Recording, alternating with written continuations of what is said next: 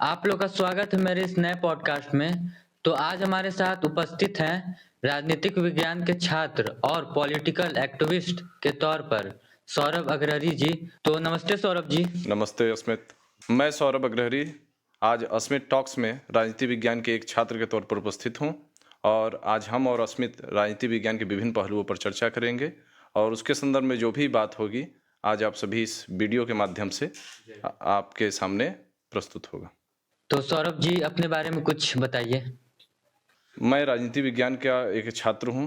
मैंने एमए भाऊराव देवरास राजकीय महाविद्यालय दुद्धी से किया है। उसके बाद मैंने राजनीति विज्ञान से ही नेट क्वालिफाई किया है। वर्तमान समय में राजनीति विज्ञान के विभिन्न पहलुओं पर, सामाजिक पहलुओं पर, ऐतिहासिक पहलुओं पर लगातार काम कर रहा हूं और मैंने अपने छात्र जीवन के दौरान छात्र नेता के तौर पर भी काम किया है और छात्रों के हितों के बारे में भी बात करता रहा हूं। तो आज हम युवा के तौर पे यहाँ पे उपस्थित हैं, तो इससे रिलेटेड कुछ क्वेश्चन। वर्तमान समय में भारतीय राजनीति में युवाओं की क्या भूमिका रहनी चाहिए? जैसा कि अस्मित जी आपने मुझसे पूछा कि भारतीय राजनीति में युवाओं की क्या भूमिका होनी चाहिए, तो जब भी हम अगर वर्तमान की बात करते हैं तो उससे अतीत कभी भी पीछे नहीं छूट सकता है। अतीत सदैव वर्तमान का दर्पण होता है। तो अतीत में हम देखेंगे युवाओं का सबसे बड़ा रोल मॉडल अगर कोई था जो आज भी वर्तमान समय में प्रासंगिक है तो है सरदार भगत सिंह। सरदार भगत सिंह मात्र 23-24 वर्ष की अवस्था में इस देश को आज़ाद कराने के लिए फांसी के तख्ते पर चढ़ गए। लेकिन उससे भी पहले मैं एक घटना का जिक्र करना चाहता हूं आपके पॉडकास्ट के माध्यम से, ताकि आपके दर्शक भी देखें तो उन्हें भी एक प्रेरणा मिले कि जीवन के अंतिम क्षणों में जिस दिन उन्हें फांसी के तख्त पर चढ़ाना था उस दिन वह व्यक्ति लेनिन की आत्मकथा पढ़ रहा था। तो लेनिन, मैं दर्शकों को बताना चाहता हूं कि लेनिन कौन था। लेनिन एक रूसी क्रांतिकारी था जो साम्राज्यवाद, उपनिवेशवाद के विरुद्ध, जैसे रसिया में उसने बिगुल फूका, उसी से प्रेरणा लेकर सरदार भगत सिंह ने भारत में साम्राज्यवाद के विरुद्ध एक कठोरतम कार्रवाई किया और अंग्रेजों की सत्ता को जड़ से हिलाने का प्रयास किया। तो सोचिए कि वो व्यक्ति जीवन के अंतिम क्षणों तक अपने विचारों को लेकर कितना सुदृढ़ थे। लेकिन वर्तमान परिदृश्य में अगर हम देखें वर्तमान समय में युवाओं की भूमिका कुछ भी नहीं रह रही है, क्योंकि भगत सिंह ने जो कैडर तैयार करके गए थे, भगत सिंह की मृत्यु के बाद भी एक उनके ही कैडर के एक उनके युवा साथी थे, उनका नाम अजय घोष था, जो बाद में चल के भारतीय कम्युनिस्ट पार्टी के राष्ट्रीय महासचिव भी बने। उन्होंने अपनी एक पुस्तक में वर्णन किया है कि सरदार भगत सिंह अल्पांश के लिए, यानी कुछ समय के लिए ही भारतीय राजनीति के क्षितिज पर चमके, परंतु उन्होंने उस अल्प समय में ही ब्रिटिश हुकूमत को पूरे जड़ से उखाड़ फेंक देने की प्रेरणा पूरे भारतवासियों को दी। क्या वर्तमान समय में हमारे जो युवा वर्ग है, क्या वैसा हिम्मत पैदा कर पा रहे हैं, वैसी विचारधारा पैदा कर पा रहे हैं? भगत सिंह का एक बहुत फेमस कोट है कि जो क्रांति होती है वो विचारों में होती है। क्रांति कोई शस्त्रों के माध्यम से जरूरी ना हो कि क्रांति जो हो रहा है वो शस्त्रों के माध्यम से ही हो, क्रांति विचारों के माध्यम से होती है। तो वर्तमान समय में युवा सबसे मूल चीज़ से अगर भटक रहा है तो है विचार, आइडियोलॉजी। वो अभी तक कंफर्म नहीं कर पा रहे थे हम किस आइडियोलॉजी में जाएं। वर्तमान समय में हमारा जो युवा वर्ग है वो सीधे न सीधे एक जाति, धर्म, क्षेत्र, भाषा के आधार पे अपने नायकों का चयन कर रहा है। वो राष्ट्र को सर्वोपरि नहीं रख रहा है। उसका कहीं ना कहीं वो किसी पार्टी में जाएगा, पार्टी में तब जाएगा जहां उसको उसकी एक अलग राजनीतिक महत्वाकांक्षा है, उसकी एक अलग राजनीतिक महत्वाकांक्षा है। वो कभी भी भारत के सर्वांगीण विकास के बारे में नहीं सोचेगा। वो सदैव चाहेगा कि मेरा हित हो जाए, क्योंकि उसकी कोई विचारधारा नहीं है। भगत सिंह की विचारधारा स्वयं की नहीं थी। उन्होंने देश को आगे रखा, उन्होंने जाति को आगे नहीं रखा, उन्होंने धर्म को आगे नहीं रखा। उन्होंने कहा जाति और धर्म से बढ़ के मेरे लिए देश है। तो वर्तमान समय के युवाओं के बारे में अगर हम बात करना चाहते हैं तो हमें कहीं ना कहीं भगत सिंह, बटुकेश्वर दत्त, चंद्रशेखर आज़ाद जैसे ना जाने कितने ज्ञात और अज्ञात क्रांतिकारी जो भारत माता के लिए अपने आप को आहूत कर दिए। उस स्वतंत्रता समर के महासमर में जो यज्ञ चल रहा था एक तरह से, उसमें न जाने कितने युवकों ने अपनी आहुति दे डाली सिर्फ और सिर्फ भारत की रक्षा के लिए। देखिए वर्तमान समय में हम देखते हैं तो वर्तमान समय का युवा ऋण विहीन बुद्धिजीवी के तौर पे देखा जाता है, जिसकी कोई आइडियोलॉजी नहीं है। वो सीधे तौर पे किसी पार्टी के कैडर से जुड़ेगा। वो भगत सिंह के विचारों से सहमत हो ही नहीं सकता। अगर वो सहमत भी होगा तो सिर्फ एक कहीं ना कहीं हम उसे देखेंगे कि कहीं पोस्ट कर दिया जन्मदिन के तौर पे, कहीं पे उनके नाम के नारे लगा दिए। नारे लगाने से, पोस्ट करने से आप उनकी विचारधाराओं पे नहीं चल सकते। विचारधारा सदैव कलम से और क्रांति से आती है। तो विचारों को मजबूत करना ही युवाओं का पहला लक्ष्य होना चाहिए। रीढ़ विहीन बुद्धिजीवी, ये क्या वर्ड है, इसका मतलब क्या है, ये बता दीजिए हमें। देखिए, ऋण विहीन बुद्धिजीवी का अर्थ है, जैसा कि मैंने अभी शुरू में एक चीज कहा कि भगत सिंह विचारों के आधार पर पैदा हुए थे। भगत सिंह कोई व्यक्ति नहीं, भगत सिंह एक विचार है जो कल भी थे, आज भी हैं और आने वाले समय में जब तक ये धरती रहेगा तब तक विचारधारा उनकी बनी रहेगी। भगत सिंह मरे नहीं, भगत सिंह मृत्यु के बाद, क्योंकि भारतीय परंपरा में कहा जाता है कि मृत्यु के बाद कोई मरता नहीं है, उसका एक विस्तार होता है। तो वास्तविक अर्थों में अगर देखें तो भगत सिंह के मृत्यु नहीं हुआ, अपितु भगत सिंह के मरने के बाद ना जाने कितने भगत सिंह पैदा हो गए।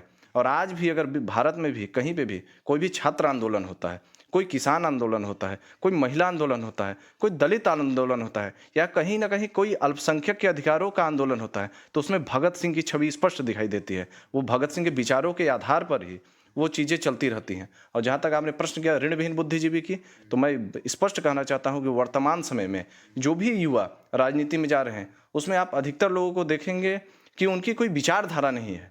वो जाति को देखकर, धर्म को देखकर कि वो पार्टी में मेरे जाति का व्यक्ति है, तो वो सिर्फ जाति देख के जा रहा है। वो कभी उससे उलट के ये प्रश्न नहीं पूछेगा कि ये बताइए आपका आगामी कार्य योजना क्या है देश के लिए, आप 5 साल देश के लिए क्या सोचते हैं, या हमारे शिक्षा स्वास्थ्य से रिलेटेड बातों पे आप क्यों नहीं टिकते हैं। आप सिर्फ जाति के आधार पर, धर्म के आधार पर ही क्यों बातें करते हैं।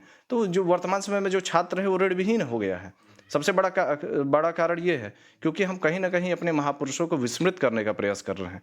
अब हम अपने नायक भाषा के आधार पर, जैसे मैंने अभी बोला कि जाति के आधार पर हम अपने नायकों का चयन कर रहे हैं, धर्म के आधार पर नायकों का चयन कर रहे हैं, जबकि ऐसा बिल्कुल नहीं है। अगर डॉक्टर अंबेडकर नेता थे तो सर्व समाज के नेता थे, गांधी नेता थे तो सर्व समाज के नेता थे, पूरे देश के नेता थे।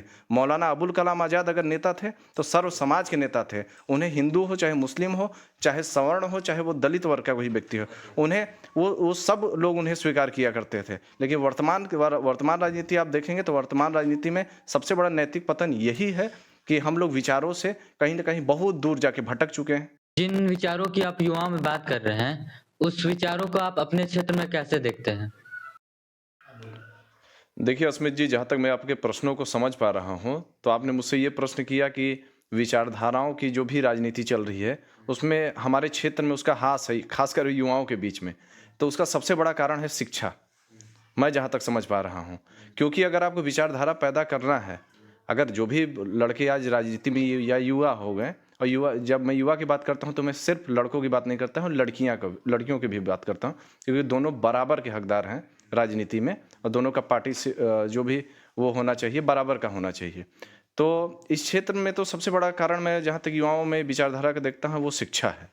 सबसे बड़ा कारण वो कहीं ना कहीं कम एज में ही बिना शिक्षा ग्रहण किए ही कुछ लोगों के, चंद लोगों के बातों में मोटिवेट होकर उनके बातों में फंस के, एक तरह से ट्रैप भी, राजनीति क्या है, एक ट्रैप है, उनके ट्रैप में युवा फंस जाते हैं। तो अगर आपको ट्रैप में नहीं फंसना है तो सबसे पहले आपको शिक्षित होना जरूरी है। जब आप शिक्षित होंगे तो आपका ध्यान उन सब मुद्दों पे जाएगा जो वर्तमान समय में वास्तव में भारत को कमजोर कर रहे हैं।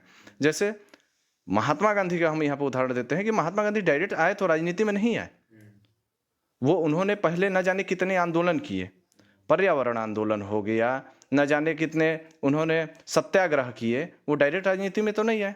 तो वर्तमान समय में क्या है कि जो हमसे ऊपर हैं, जो युवाओं को लाना चाहते हैं राजनीति में, जहाँ तक मैं क्षेत्रीय राजनीति की बात करता हूँ, वो चाहते हैं कि वो उनके गुलाम बन के रहें।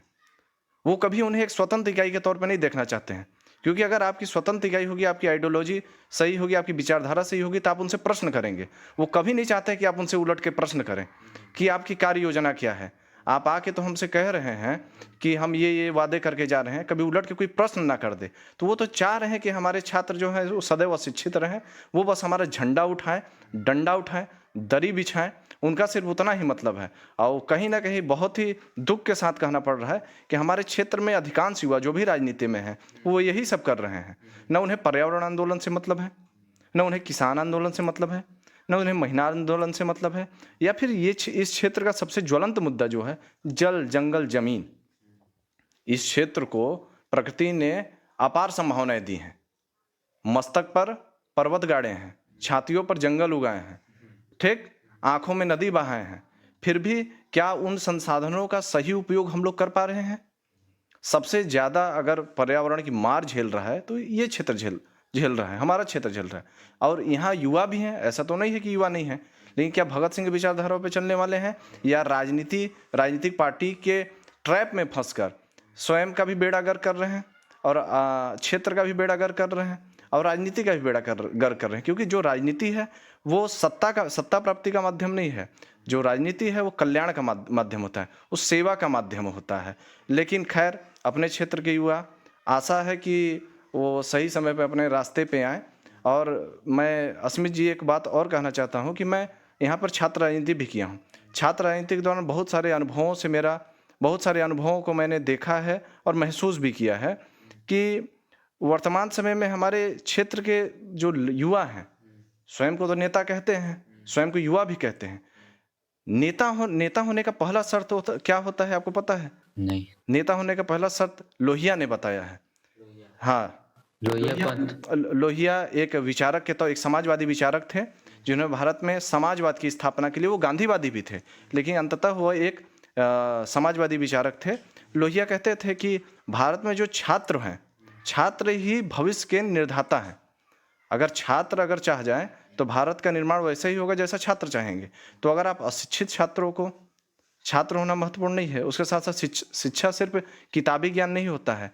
आप समाज के बारे में कितना जानते हैं, आप राजनीति के बारे में कितना जानते हैं, आप इतिहास के बारे में कितना जानते हैं, आप खुद उसके लिए तैयार हैं कि नहीं, ये सबसे महत्वपूर्ण चीज़ है। तो जिन विचारों की आप बात कर रहे हैं, वो आज के युवा, आज के नेता अपने विचारों को कैसे बदलें? जैसे वो अभी धर्म, जाति के नाम पे लड़ रहे हैं, तो वो कैसे स्विच हो कि वो शिक्षा, स्वास्थ्य के लिए वो आवाज उठाए या कुछ करे उसके लिए? देखिए अस्मित जी, जहाँ तक आपने अभी बात किया कि आज की युवा वर्ग जो है, जो खास तौर पर राजनीतिक तौर पे या राजनीतिक जन कल्याण की भावना रखता है, अगर उसे मुख्य धारा में आना है या फिर अपने कह सकते हैं कि अपने विचारों को मजबूत करना है, तो उसका पहला शर्त तो शिक्षित ही होना है। लेकिन शिक्षा का भी एक शर्त होता है कि आप कैसी शिक्षा ग्रहण कर रहे हैं। अगर आपको राजनीति में आना है तो आपको डॉक्टर अंबेडकर को पढ़ना होगा, गांधी को पढ़ना होगा, सुभाष को पढ़ना होगा, भगत सिंह को पढ़ना होगा, चंद्रशेखर आजाद को पढ़ना होगा। और देखिए, सबसे बड़ी बात, जब आप विभिन्न विचारधाराओं को पढ़ लेते हैं, जब आप जान जाएंगे कि समाजवाद क्या है, पूंजीवाद क्या है, साम्यवाद क्या है, अनुदारवाद क्या है, नारीवाद क्या है, जब आप इन सभी चीज़ों को समझने लगेंगे तो आपका दृष्टिकोण बड़ा होगा। अब जब आपका दृष्टिकोण बड़ा होगा तो आपकी आंखें खुलेंगी, और जिस दिन आपकी आंखें खुल गई उस दिन कोई भी, जैसे होता है ना कि कोई भी मूड टाइप का व्यक्ति आता है जिसके पास कोई प्रॉपर दिमाग नहीं होता, वो भी आता है और हम लोग के साथ गेम करके चला जाता है। कोई भी राजनेता, वो आपके धर्म के नाम पे, जाति के नाम पे आपको बहकाने का प्रयास करेगा। लेकिन जब आपकी विचारधारा, आप सभी चीज़ों को पढ़े हैं, आपके पास नॉलेज है कि गांधी ने क्या कहा था, अंबेडकर ने क्या कहा था, तब आपको पता चलेगा कि वास्तव में है क्या, गेम चल कहाँ रहा है और वो चाहता क्या है। वो हो सकता है वो शायद स्वयं की सत्ता प्राप्ति के लिए ही आपको एक साधन के रूप में प्रयोग कर रहा है युवाओं को। आपकी असली शक्ति का प्रयोग वो अपनी सत्ता प्राप्ति के लिए कर रहा है। और देखिए, जहाँ तक युवाओं की बात है तो एक शेर है, मैं यहाँ पे एक कोट करना चाहता हूँ कि मैं इन बेपनाह अंधेरों को सुबह कैसे कहूँ, मैं इन नज़ारों का अंधा तमाशबीन नहीं। तो युवाओं को अंधा तमाशबीन बनने की कोई आवश्यकता नहीं है। अगर जहाँ गलत है उसके खिलाफ मुखर होना युवाओं का पहला धर्म होना चाहिए। हमारा धर्म हिंदू मुसलमान नहीं है, हमारा धर्म जातिगत धर्म नहीं है। हमारा धर्म क्या है, सही और गलत। तो जहाँ गलत लगे वहाँ उसका विरोध करना पहला धर्म है। हमारे संविधान ने भी फ्रीडम ऑफ स्पीच का हमें वो दिया है, सहयोग दिया है, तो हम उस पर बात कर सकते हैं। तो युवाओं को वर्तमान समय में अपनी विचारधारा बदलनी है तो सर्वप्रथम तो उन्हें पहला शर्त है शिक्षित होना। जैसे मैंने बोला, जब आप शिक्षा को ग्रहण करेंगे तो आपको खुद आपकी आंखें खुलेंगी, आपको पता चलेगा कि क्या सही है। जब आप पढ़ेंगे कि गुड गवर्नेंस क्या है, सुशासन क्या है, लोक प्रशासन क्या है, इतिहास के बारे में जब आप विभिन्न दार्शनिकों को पढ़ेंगे, विभिन्न दर्शन को पढ़ेंगे, भारतीय दर्शन भी बहुत सारे हैं, जब आप इन सब चीज़ों को पढ़ेंगे तब आप एक विचार बना पाएंगे, तब आपको लगेगा कहाँ सही है कहाँ गलत है। नहीं तो अशिक्षित व्यक्ति एक भेड़ के समान होता है, और भेड़ चाल तो आप समझ ही रहे कि राजनीति में यही सब चीज़ें हैं। बहुत से शिक्षित छात्र जो हैं, वो राजनीति में नहीं आना चाहते हैं। तो इसके बारे में आप क्या कहना चाहेंगे? देखिए अस्मित जी, आपका ये प्रश्न बहुत ज़्यादा ही प्रासंगिक है और बहुत सही भी है। मैं यहाँ पे रामधारी सिंह दिनकर को कोट करना चाहता हूँ कि उन्होंने एक बार कहा था रश्मि रथी में कि समर शेष है नहीं पाप का भागी केवल व्याघ्र, जो तटस्थ है समय लिखेगा उनका भी अपराध। तो अगर जो शिक्षित वर्ग है, अगर कोई शिक्षित युवा है, तो उसे ही राजनीति में आना चाहिए, क्योंकि राजनीति ही राष्ट्र निर्माण का एक केंद्र है। और अगर शिक्षित वर्ग ही उसमें नहीं जाएगा, तो उसका सबसे बड़ा फायदा कौन उठाएगा? जो अशिक्षित वर्ग है, जो आपको सदैव गुलाम बना के रखना चाहते हैं, जो सदैव ही जाति के आधार पर, धर्म के आधार पर आपस में लड़ाना चाहते हैं। जिस दिन शिक्षित व्यक्ति चले जाएंगे, क्योंकि मैंने भी बोला कि समर शेष है नहीं पाप का भागी केवल व्याघ्र, और जो तटस्थ है समय लिखेगा उनका भी अपराध। तो जो तटस्थ है, जो नदी के किनारे खड़े हैं चुपचाप, मौन है और सब कुछ देख रहे हैं, शिक्षित होते हुए भी, तो उनका भी अपराध लिखा जाएगा। वो ये सबसे बड़े अपराधी वही हैं जो शिक्षित होते हुए भी वो राजनीति की मुख्य धारा में नहीं आना चाहते हैं। मैं उन सभी युवाओं को आमंत्रित करना चाहता हूं कि वो राजनीति में आए और राजनीति का वर्तमान परिदृश्य जो भी है उसको बदलने का प्रयास करें। और जो भी बुनियादी चीज़ें हैं, स्वास्थ्य, शिक्षा, चिकित्सा, इन सब चीज़ों पे, रोजगार, सड़क, इन सब चीज़ों पे बात हो, डेवलपमेंट, इन सब चीज़ों पर बात है। जो देखिए, सबसे बड़ा चीज़ है कि आप जब चाइना और जापान का इतिहास पढ़ेंगे, तो ऐसा नहीं है कि द्वितीय विश्व युद्ध के बाद जापान की भी बहुत बुरी स्थिति थी, अफीम क्रांति के बाद चीन में भी बहुत बुरी स्थिति थी, लेकिन आज देखिए चीन और जापान कहाँ पे हैं। तो वहाँ भावनात्मक राजनीति नहीं होती, वहाँ भावनात्मक राजनीति का कोई स्थान नहीं है, वहाँ सैद्धांतिक राजनीति होती है। उनका एक प्लान है अपने देश के लिए, वहाँ के लोग अनुशासित हैं। हमारे देश में क्या है? भावनात्मक राजनीति होती है। आपको जाति के आधार पे भावनात्मक रूप से कि मैं तुम्हारी जाति का हूँ, मैं जो बोल रहा हूँ वही सही है, और हम लोग भी उसको स्वीकार कर लेते हैं। सबसे बड़ी गलती ये है, हम एक जो भारत में क्या है, आइडेंटिटी पॉलिटिक्स है, पहचान की राजनीति है। कि अगर मेरे नाम के पीछे कुछ टैग लिखा है, तो सामने वाले के पीछे नाम के आगे कुछ टैग लिखा है, तो हम उसे अपना मान लेते हैं। भले हो उसके लिए, राष्ट्र निर्माण के लिए उसके पास कोई भी ब्लूप्रिंट ना हो, फिर भी हम उसकी बातों को स्वीकार कर लेते हैं। तो युवाओं को तो इन सब चीज़ों से बहुत दूर रहना चाहिए।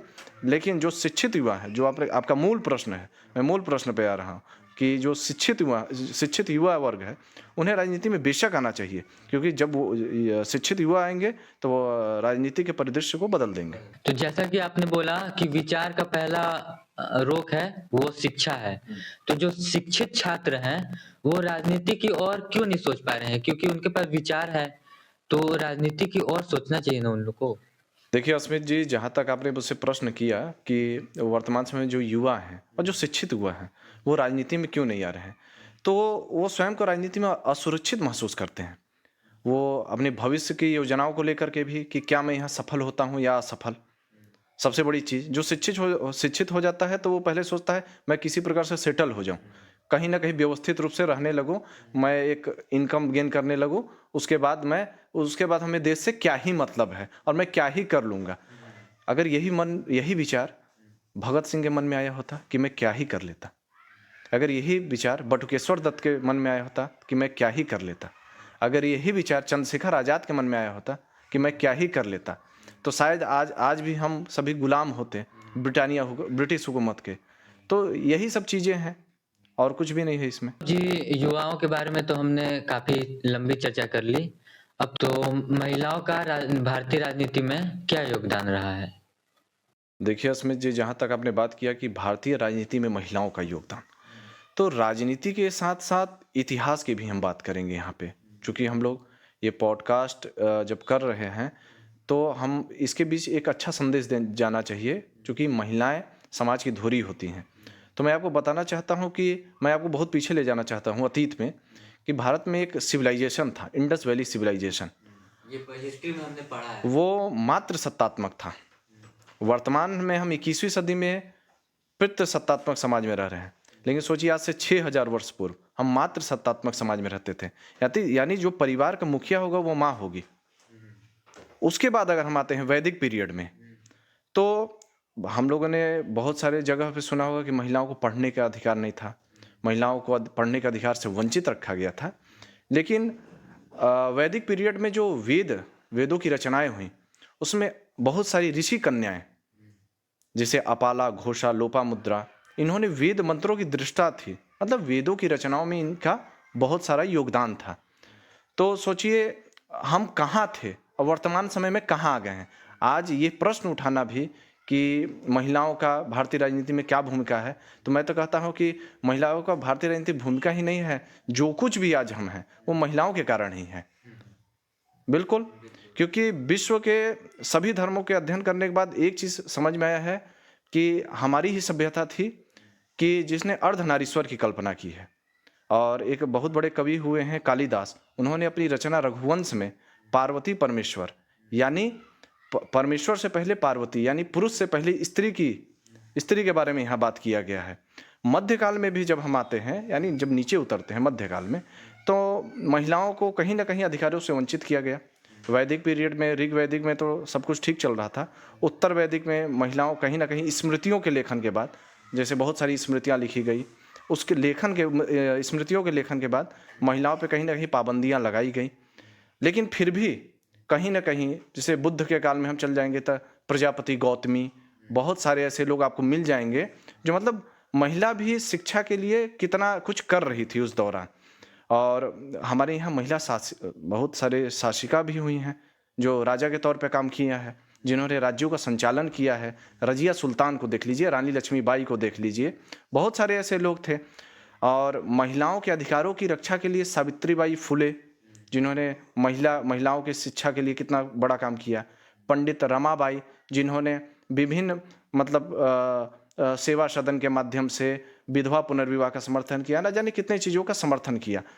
देखिए, जहाँ तक मैं वर्तमान समय में महिलाओं की वर्तमान राजनीति में भूमिका के बारे में बात करूँगा, तो वर्तमान समय में देखिए जो स्थिति युवाओं की है, जैसा हमने पहले भी बात किया कि हम अपने मूल भावना से भटक चुके हैं, बहुत दूर जा चुके हैं। हम उस स्थिति में नहीं है कि वर्तमान राजनीति को बदल सकें। क्यों? विचारधारा का अभाव है, शिक्षा का अभाव है, और सबसे बड़ा कारण जो शिक्षित वर्ग है, शिक्षित युवा है, वो उसका राजनीति में दिलचस्पी नहीं है। तो कहीं और वही स्थिति महिलाओं की भी है वर्तमान राजनीति में। जो लड़कियां बहुत ज़्यादा पढ़ी लिखी हैं या फिर जो योग्य हैं, उन्हें कहीं ना कहीं उनके परिवार के द्वारा, समाज के द्वारा, क्योंकि समाज हमारे बढ़ने का सबसे बड़ा बाधक है। मैं आपको स्पष्ट रूप से बताना चाहता हूँ, जो समाज है वर्तमान समय में सबसे बड़ा बाधक है। तो महिलाओं का तो समाज सबसे बड़ा बाधक प्राचीन काल से लेकर वर्तमान समय तक रहा है, जो सदैव महिलाओं को रोकने का प्रयास करते हैं। बहुत अच्छी अच्छी प्रतिभाएं भी यहाँ दम तोड़ दी हैं महिलाओं की। आप भी इस चीज़ से हमारे सहमत होंगे। तो मैं तो यही कहना चाहता हूँ कि राष्ट्र निर्माण में, नेशनल बिल्डिंग में महिलाओं को वर्तमान समय में जो भी मिले, जैसे पर्यावरण आंदोलन हो गया, शिक्षा आंदोलन हो गया, इन सब चीज़ों में हमारी महिलाओं को आना चाहिए, नई लड़कियों को आना चाहिए। और जो भी ज्वलंत मुद्दे हैं उन सभी चीज़ों पर मुखर होना चाहिए और मुखर हो के बोलना चाहिए। जहाँ सही है वहाँ सही बोलिए, जहाँ गलत है वहाँ गलत बोलिए। किसी के दबाव में आने की कोई आवश्यकता नहीं है। आपके पीछे जो आपका अतीत है बहुत गौरवशाली रहा है। रजिया सुल्तान की मैंने बात किया, रानी लक्ष्मीबाई के बारे में बात किया। प्राचीन काल में वैदिक पीरियड में मैंने आपके अपाला घोषा लोपामुद्रा न जाने कितनी, सोचिए एक वेद जिसे भारतीय दर्शन में बहुत ऊंचा स्थान है, उनकी रचनाओं में महिलाओं का योगदान था। अपाला घोषा लोपामुद्रा जैसा मैंने बताया। और इसी देश में ये भी बहुत बड़ा चीज़ है कि महिलाओं को पढ़ने के अधिकार से वंचित भी किया गया। अगर पढ़ने के अधिकार से वंचित नहीं किया गया होता तो सावित्रीबाई फुले को नहीं आना पड़ता शिक्षित करने के लिए। उन्होंने भी जीवन में बहुत सारे अपमान और अवमानना का घूंट पिया स्त्रियों की शिक्षा के लिए। न जाने कितने उन्हें कष्ट या संघर्ष झेलने पड़े। तो कुछ ना कुछ हमारे समाज में ऐसी कुरीतियाँ पैदा हुई जो आज भी विद्यमान है कहीं ना कहीं। वो चीज़ों को हटाने की ज़रूरत है। और मैं महिलाओं को खासकर युवा जो महिला हैं, जो हमारी बहनें हैं, उनको मैं स्पष्ट रूप से कहना चाहता हूँ कि आप एक स्वतंत्र इकाई के तौर पे भारतीय राजनीति में अपनी पूरी हिस्सेदारी, सिर्फ आप एक वोट नहीं हैं, आप सत्ता हैं। क्योंकि भारत में जनता को जनार्दन कहा गया है। अब जिले जमहूरियत है, जिले इलाही नहीं है, जिले जमहूरियत है। ठीक है, तो जनता ही भगवान है हमारे लिए, तो आप भी भगवान हैं। तो महिलाओं को भी उतना ही अपनी हिस्सेदारी भारतीय राजनीति में करनी चाहिए। जैसा कि आपने बताया रानी लक्ष्मीबाई और ये सब जो बताया, तो आजकल की महिलाओं से विचार मेल क्यों नहीं खा रहा है? उनका विचार और इनके विचार में बहुत डिफरेंस है। जैसे कि आप देख सकते हैं इंस्टाग्राम पे जो रील बनाती हैं महिलाएं, वो तो बहुत डिफरेंस है उनकी सोच से। तो इसके बारे में आप क्या बोलना चाहेंगे? देखिए, जहाँ तक आपने प्रश्न किया कि रानी लक्ष्मीबाई, रज़िया सुल्तान हो और वर्तमान समय की अगर महिलाओं की तुलना कर रहे हैं, तो पहली बात तो तुलना ही गलत है। मैं यहाँ पे इस चीज़ का खंडन कर देता हूँ कि तुलना ही गलत है। तुलना नहीं होना चाहिए, सुधार होना चाहिए। और आपने अभी बोला कि रील, तो देखिए रील जैसी कोई सोशल जो जो भी सोशल प्लेटफॉर्म है, उसका सही उपयोग करना चाहिए। कोई गलत चीज़ नहीं है, उसका आप उपयोग करिए, लेकिन आप किस तरीके से करते हैं। आपके आपके हाथ में अगर कलम है, उसका आप प्रयोग हथियार के रूप में भी कर सकते हैं। सिर्फ लिखने की चीज़ नहीं है, उसका प्रयोग हथियार के रूप में भी कर सकते तो हैं। आप ये बोलना चाह रहे हैं कि गलत चीज़ अवेलेबल है, वो सही है? नहीं, गलत चीज़ अवेलेबल नहीं है। गलत चीज़ अवेलेबल कभी हो ही नहीं सकता। गलत चीज़ जो है वो पहले आपके विचारों में आती है। तो अगर आपका विचार जैसा है, मैंने पहले ही बात किया, हम लोग ये पॉडकास्ट का आज हम लोग का जो केंद्र बिंदु है या जो मेन पॉइंट है वो विचारधारा है। तो हम जब मैंने बोला ना कि अगर समाज शिक्षित होगा तो हम ऐसे कंटेंट का निर्माण नहीं करेंगे, हम अच्छा कंटेंट करेंगे। सोचिए, ये बताइए कि उस समय सावित्री बाई फुले ही क्यों महिलाओं की शिक्षा को लेकर आगे आई? महिलाएं तो बहुत थी। बहुत थी। ब्रिटिश हुकूमत के विरुद्ध रजिया सुल्तान और रानी लक्ष्मीबाई ने ही क्यों बिगुल फूका? महिलाएं तो बहुत थीं। तो हम ये नहीं कहते हैं कि सभी सही हो जाएंगे, लेकिन विचार, जिस दिन विचारों का प्रभाव पड़ेगा महिलाओं के ऊपर, और जहाँ तक आपने सोशल कंटेंट की बात की, कोई अगर रील बना रहा है तो उसकी निजी स्वतंत्रता है, बिल्कुल बना सकता है, उस पर हम कोई अंकुश नहीं लगा सकते हैं। लेकिन एक अनुरोध कर सकते हैं हम लोग इस मंच के माध्यम से, आपके पॉडकास्ट के माध्यम से, कि महिलाएं भी शिक्षा के लिए जागरूक हों। क्योंकि अगर महिलाएं शिक्षित होती हैं तो महिलाएं अपने परिवार में जो बच्चे होते हैं उनको भी शिक्षित करेंगे, और एक शिक्षित महिला एक शिक्षित समाज का निर्माण करती है। और जब समाज शिक्षित हो जाएगा तो समाज से जो भी गलत चीज़ें हैं, जो भी खराब चीज़ें हैं, उनका उन्मूलन बहुत जल्द हो जाएगा। उसमें बहुत बड़ी चीज़ें नहीं हैं, तो बाकी सब चीज़ ठीक है। क्या राम मंदिर का निर्माण हमारे समाज में नए बहस को जन्म दिया? देखिए स्मिथ जी, आपने भी बोला कि क्या राम मंदिर निर्माण ने भारतीय राजनीति में नए बहस को जन्म दिया। तो मैं बहस से जहाँ तक समझ पा रहा हूँ, आप कहीं ना कहीं ये सोच रहे हैं कि राम मंदिर के निर्माण के बाद दो संप्रदायों या दो वर्गों के बीच एक बहस जैसी बातों को आप लाना चाहते हैं। लेकिन मैं बताना चाहता हूँ कि मैं पहले राम पे ही आ जाता हूँ कि एक मुस्लिम शायर हुए अल्लामा इकबाल, उन्होंने कहा था कि है राम के वजूद पर हिंदोस्तां को नाज, अहले नज़र समझते हैं उनको इमाम हिंद। ठीक। इसका मतलब बता दीजिए। तो उनका सीधा सा कहने का मतलब था कि जो भगवान राम हैं, भगवान राम को उन्होंने हिंद के इमाम के तौर पे देखा। जो भगवान राम है हिंद के, वो क्या है? इमाम हैं। सोचिए उन्हें कितना बड़ा दर्जा दिए अल्लामा इकबाल कि है राम के वजूद पर हिंदोस्तां को नाज, अहले नज़र समझते हैं उनको इमाम हिंद। मैं एक व्यक्ति को और कोट करना चाहता हूँ, फैज अहमद फैज। उन्होंने कहा कि भारतीय दर्शन में राम जैसा न्याय प्रिय राजा होना बहुत मुश्किल है। उन्होंने फैज अहमद फैज, मैं एक मुस्लिम व्यक्ति हैं, सोचिए आज हम जिस चीज़ों पर बहस कर रहे हैं या नए बहस को जन्म दे रहे हैं, मैं उन्हीं व्यक्तियों की बात कर रहा हूँ। और ये बहुत शिक्षित व्यक्ति थे, कोई ऐसा नहीं था कि कोई साधारण व्यक्ति थे। ये कह रहे हैं कि फैज अहमद फैज ये एक न्यायप्रिय राजा थे, भगवान राम के बारे में बात करते हुए। मौलाना अबुल कलाम आज़ाद ने कहा है कि भारतीय संस्कृति की अगर कोई पहचान है तो वो राम है। सोचिए, और आप कह रहे हैं नए बहस को जन्म देना। तो हाँ, राजनीति नए बहस को जन्म अवश्य दे सकती है, लेकिन जो हमारा समाज है, जो हमारे समाज की जो मूल संस्कृति की भावना ही गंगा जमुनी तहजीब की है। भारतीय संस्कृति जो है वो गंगा जमुनी तहजीब की है। हमारे लिए राम, और जहाँ तक मैंने इस्लाम के बारे में भी अध्ययन किया है, इस्लाम में एक परंपरा आता है सूफी परंपरा। सूफी परंपरा में राम और रहीम के बीच कोई मौलिक अंतर नहीं रखा गया है। अब समझ सकते हैं कि जो इस्लाम की भी फिलॉसफी है वो राम को डिनाई नहीं कर रही है, वो स्वीकार कर रही है। तो ये जो नया बहस, जिस प्रकार आपने बात किया कि राम मंदिर के निर्माण के बाद नए बहस को जन्म देना, तो ये सिर्फ पॉलिटिशियन जो है, वर्तमान में जो राजनेता हैं, वो ध्रुवीकरण करना चाहते हैं, पोलराइजेशन करना चाहते हैं।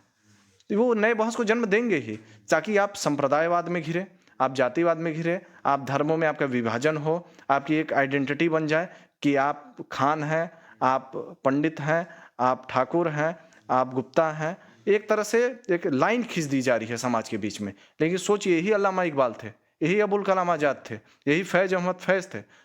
हमने रसखान के बारे में पढ़ा है कि जो कृष्ण भक्ति के लिए विश्व प्रसिद्ध हुए। इन्होंने तो कभी डिवाइड की बात नहीं की। मैं एक प्रसंग का बात करता हूँ कि भारतीय साहित्य में तुलसीदास का बड़ा स्थान है। एक रहीम भी हुए, एक रहीम भी हुए कभी। सोचिए, एक रहीम जो व्यक्ति है मुस्लिम है, पठान है। जो तुलसीदास है वो एक ब्राह्मण है। तो एक बार यही चित्रकूट के घाट पे तुलसीदास बैठे हुए थे, रहीम उधर से जा रहे थे।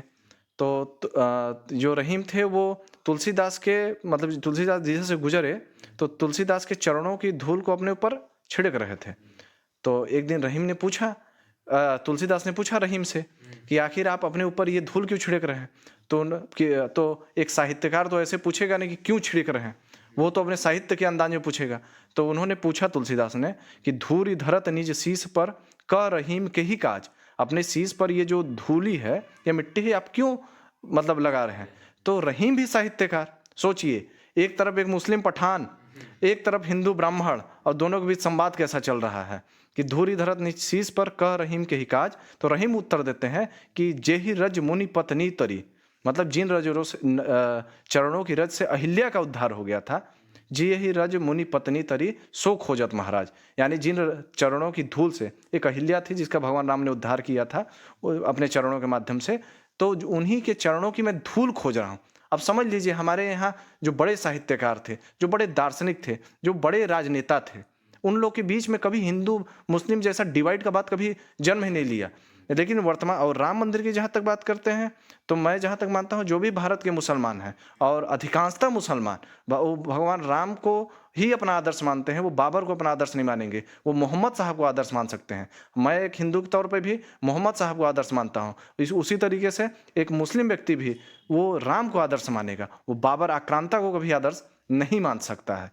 तो आपने जैसे कहा कि राम मंदिर ने नए बहस को जन्म दिया, तो फिर वही बात आई कि जो भी अशिक्षित समाज है, अशिक्षित युवा है, उस बहस में कूद पड़ेगा।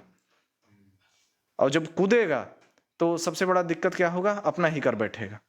क्योंकि ना राम ने डिवाइड की एक लकीर खींची थी, ना मोहम्मद साहब ने लकीर खींची थी, किसी ने नहीं खींचा है। वही है कि, और हमारे उपनिषदों ने भी, वेदों ने भी कहा है कि एकम सत्य विप्रा बहुधा वदंती, सत्य एक ही है। उसको बताने के रास्ते अलग अलग हैं, विद्वानों ने उसे अपनी तरीके से बताया। तो मैं नहीं समझता हूँ कि राम मंदिर का निर्माण किसी प्रकार का डिवाइड या नए बहस को जन्म देता है। खैर, जो भी पॉलिटिशियन हैं वो अपने फायदे के लिए नए बहस को जन्म देंगे ही। तो हम तो यही कहना चाहते हैं वर्तमान समय में युवाओं को कि इन सब चीज़ों से हमें बचना चाहिए। और राम तो सबरी के जूठे बैर भी खाए थे, राम तो सबरी के जूठे बैर भी खाए थे। तो क्या, ये भी बहुत बड़ा प्रश्न है कि राम को मानने वाले लोग, क्या मेरे अंदर भी इतनी हिम्मत है कि मैं किसी का जूठा खा सकता हूं? ये भी प्रश्न बनता है। और जहां तक धर्म की बात की है आपने, सारी चीजें धर्म पे तो ही आके टिक जाती है। वर्तमान राजनीति की धर्म पे बहस हो रहा है। धर्म है क्या? वास्तव में धर्म क्या है? तो मेरे अनुसार आपने अभी राम के बारे में बात किया, भगवान राम के बारे में बात किया, तो मैं बताता हूं धर्म क्या है। रामो विग्रवाहन धर्म, जो राम का विग्रह है या राम का जो स्वरूप है वही धर्म है। राम चलते फिरते धर्म है। एक तरफ वो सबरी का उद्धार भी कर रहे हैं जो समाज के अंतिम वर्ग से आती हैं। सोचिए, अब एक राजपुत्र है, राजा के पुत्र हैं, और सबरी के जूठे पैर खा रहे हैं। सोचिए, वनवासियों से सहायता ले रहे हैं। चाहते तो अपनी सेना बुला सकते थे अयोध्या से, वनवासियों की सहायता ले रहे हैं। लेकिन क्या हम लोग के अंदर आज तक इतनी हिम्मत पैदा हुई कि हम अपने से छोटों को गले लगा सकें? तो भगवान राम हो, चाहे मोहम्मद साहब हो, चाहे रहीम हो, चाहे यीशु मसीह हो, किसी में मैं मौलिक भेद नहीं समझता हूं। फिर मैं वही बातें करता हूं, एकम सत्य विप्रा बहुधा वदंती, सत्य एक है, बताने के रास्ते अलग अलग हैं। और राम मंदिर की जहां तक बात है कि राम मंदिर जो जिसका निर्माण हुआ है, ये भावनाओं के आधार पर निर्माण नहीं हुआ है। जैसा मैं आपको बता दूं, अब राम मंदिर पे आपने प्रश्न कर ही दिया, तो 1528 में बाबर के सेनापति मीर बाकी ने उसे डिमोलिश करके, इतिहास में आप जाएंगे तो आपको पता चलेगा, डिमोलिश करके वहाँ पर एक ढांचे का निर्माण किया था। मैं उसे मस्जिद नहीं मानता। मैं उसे मस्जिद इसलिए नहीं मानता क्योंकि खुदा का घर ऐसे जगह पे कभी नहीं हो सकता है, क्योंकि खुदा जो भी है वो बहुत पवित्र और बहुत बड़ी चीज़ है। तो कैसे जगह पे था? वो एक मंदिर के स्थान पे था। वो एक मंदिर था जिसको डिमोलिश किया मीर बाकी ने, जो बाबर का सेनापति था। फिर उसने उसका वहां पे निर्माण कराया, ढांचे का निर्माण कराया। और उसके बाद वो एक विवादित स्थल हो गया। और ये भी तो था नहीं कि ये कोई भावनात्मक रूप से ही, मतलब राम मंदिर का निर्माण किया गया। सुप्रीम कोर्ट की जजमेंट के बाद एएसआई की रिपोर्ट तैयार हुई, आर्कियोलॉजिकल सर्वे ऑफ इंडिया, ये 2003 में खुदाई हुई, बहुत सारे मंदिर के अवशेष मिले वहां पे, बहुत सारी कलाकृतियां मिली, जिसको वैज्ञानिक और संतुलित मान के ही तो सुप्रीम कोर्ट ने ऐसा जजमेंट सुनाया, तभी तो राम मंदिर का निर्माण हुआ। राम मंदिर का निर्माण आप संविधान के अनुसार ही हुआ है, कोई उसको क्या कहते हैं किसी व्यक्ति के द्वारा थोड़ी उसका निर्माण हुआ है। तो और मेरा मानना है कि जो राम मंदिर वो राष्ट्र निर्माण के लिए एक केंद्र बिंदु की तरह रहे, और वो सभी समाज के सभी वर्गों के, हिंदू हो चाहे मुसलमान के लिए ये हो, सबके लिए समान रूप से वो मतलब एक आस्था का केंद्र रहे। जितना पवित्र काबा है उतना पवित्र राम मंदिर भी है। हम दोनों के प्रति हम लोग श्रद्धावान और दोनों के प्रति नतमस्तक रहे, तब हम आगे रोजगार, शिक्षा, चिकित्सा पे बात कर पाएंगे। इन बहसों से जब बाहर आएंगे तब हमें आज वर्तमान समय में युवाओं को इन नए बहसों को तो जन्म ही नहीं देना है। सबसे पहली बात, नए बहसों को जन्म बहस अगर करना है तो रोजगार पे करते हैं, शिक्षा पे करते हैं, कि अब हम नए प्रश्नों को ना ही लाए तो सही रहेगा, तो ज्यादा सही। बाकी के उत्तर आपके आगामी प्रश्नों में मैं दे दूंगा। जरूर।